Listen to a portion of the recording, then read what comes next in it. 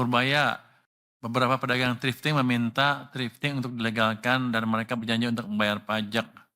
Tanggapan Bapak? Tanggapan saya nggak perlu dengan bisnis thrifting.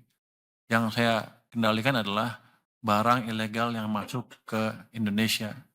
Saya akan membersihkan Indonesia dari barang-barang ilegal yang masuk yang ilegal. Thrifting kan kalau barang bekas kan dilarang kan? Sudah jelas itu ilegal. Jadi nggak ada hubungannya bayar pajak apa nggak bayar pajak. Itu barang ilegal. Menurut Anda apa? Kalau saya menagih pajak dari ganja misalnya, apakah jadi barang jadi legal? Kan enggak. Sekarang kita masuk ke sesi tanya jawab ya. Pertanyaannya udah masuk, udah ini ya. Saya jawabnya saya dulu, ntar nanti teman-teman gantian semua ya. Saya jawab yang gampang-gampang aja, yang susah biar Pak Sua sama teman-teman yang jawab. Ini tabel lu mana? Tabel lu punya ya? Belum. Yang pertama ke saya, Pak Purbaya, apakah Kemenku ada rencana menempatkan dana lagi di BTN? Kemarin di BTN bilang mau surati Bapak. Oh baru mau.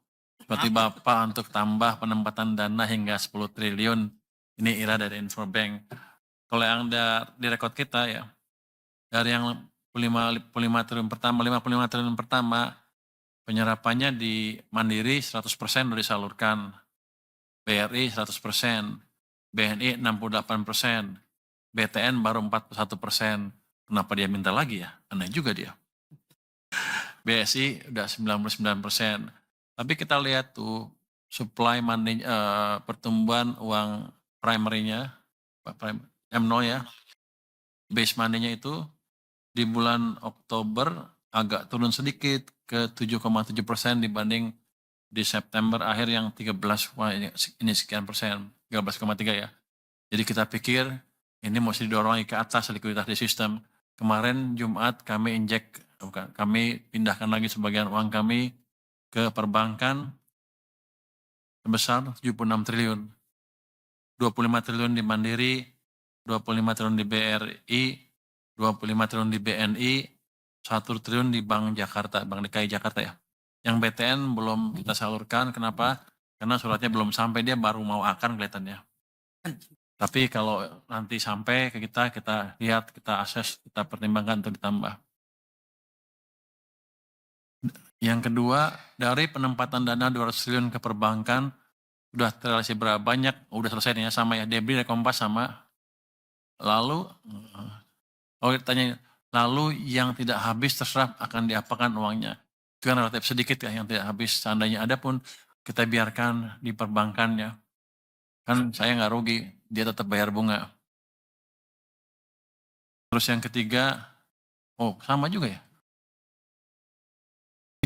Trian, IDN Time juga sama tentang BTN minta 10 triliun lagi. Suratnya udah nyampe belum Pak Prima? Belum. Jadi dia nekan dari media ya. Ya udah. Dan itu BTN ya. Bilang kalau suratnya udah jadi, nanti kita kasih.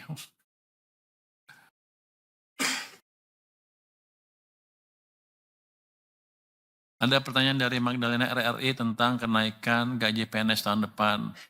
Bagaimana responnya? Nanti kita nilai dan kita akses ya. Kita diskusikan nanti begitu suratnya sudah masuk. Sudah mengirim surat, sudah sampai kemana? Pak Luki udah masuk? Dari Pan RB menaikkan gaji tahun 2002. Silakan Pak Luki coba jawab yang itu. Nanti ya, oke itu nanti jawab Pak Luki. Pak Purbaya, beberapa pedagang thrifting meminta thrifting untuk dilegalkan dan mereka berjanji untuk membayar pajak. Tanggapan Bapak? Tanggapan saya nggak perlu dengan bisnis thrifting. Yang saya kendalikan adalah barang ilegal yang masuk ke Indonesia. Saya akan membersihkan Indonesia dari barang-barang ilegal yang masuk yang ilegal. Thrifting kan kalau barang bekas kan dilarang kan? Sudah jelas itu ilegal. Jadi nggak ada hubungannya bayar pajak apa nggak bayar pajak. Itu barang ilegal. Menurut Anda apa? Kalau saya menagih pajak dari ganja misalnya, apakah jadi barang jadi legal? Kan enggak. Kira-kira gitu Pak padanannya. Jadi itu utamanya ya. Pak Purbaya, tadi dari Alif Rahman ya, Pak Purbaya dari Alif Rahman lagi.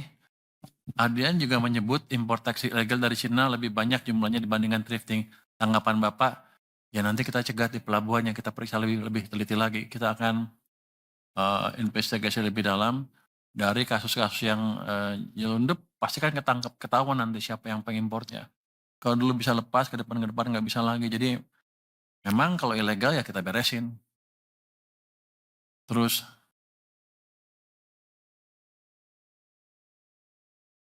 Pak Purbaya, anggaran 3,5 triliun rupiah yang dibalikin kementerian lembaga rencananya mau buat apa?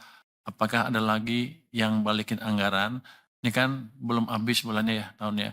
Saya duga sih akan ada yang balikin lagi beberapa sampai akhir November kita monitor. Rencananya ya kita lihat ada nggak yang bisa spend lebih cepat nanti kalau di November, Desember bisa spend kita salurkan ke sana. Tapi kalau enggak ya kita gunakan untuk mengurangi defisit anggaran kita supaya lebih terkendali. Nomor 9, Pak Menkyu, Gubernur BI mengundang Menkyu atau perwakilan dalam RDG setiap bulan untuk sinergi fiskal moneter. Apa urgensinya? Apakah forum KSSK tidak cukup? Grace dari Bloomberg. Kalau kita lihat nih, ini bagus untuk sinergi fiskal moneter lebih dalam lagi. Apa urgensinya? Ya emang di undang-undangnya dibolehkan. Jadi kita berterima kasih kepada Bank Sentral yang sudah mengirimkan surat undangan ke kita. Dan undangan tersebut sesuai dengan Undang-Undang BI nomor 43 ayat 1A, di mana tertulis RDG dapat dihadiri seorang menteri mewakili pemerintah dengan hak bicara tanpa hak suara. Jadi kita bisa ngomong di sana, jawab ini itu, tapi begitu voting, bunga kita nggak ikut, orang kita nggak ikut.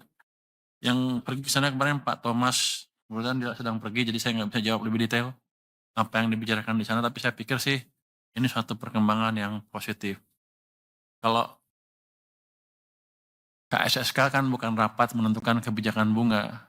Kalau ini kita kirim orang sana pada saat rapat penentuan kebijakan bunga. Jadi kalau ada itu kita bisa sinkron, paling enggak pandangan pemerintah bisa diperhatikan oleh Bank Sentral juga.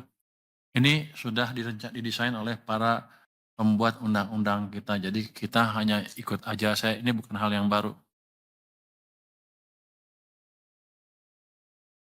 Mungkin dari saya itu aja. Silakan teman-teman ya yang lain bisa menjawab, mungkin satu-satu. Anda dulu, siapa dulu? Ya, urut aja.